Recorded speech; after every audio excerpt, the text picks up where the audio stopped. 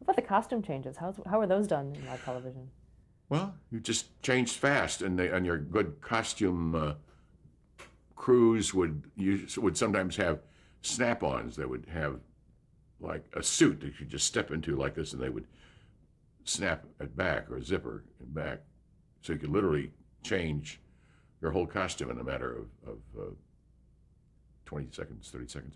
Oh, I acted for one of the other directors on Matinee Theater, and we were always kind of showing off for each other in this fraternity of directors. When somebody would act, and some of them did, a couple of other guys were actors in the group. And so I did for this one director, Alan Buckhantz, who was German, and he wanted to show off for me, and so he had me do this narrative. I would look into the camera and I would say, in the following winter, so and so and so would happen, and I would do the bridge to the next scene.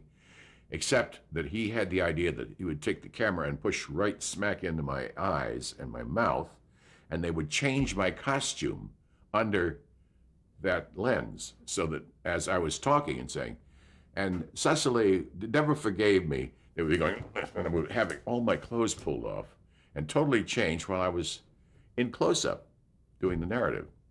It worked, but I was a nervous wreck when it was over. So you're talking about costume changes, that's the ultimate. What about makeup?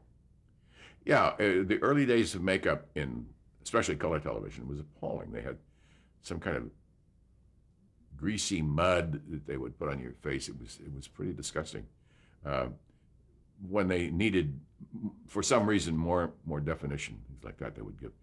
And then they got a lot more sophisticated, and the lighting and the cameras were much better. But when I first was acting in live television, as I say, I started in 1947.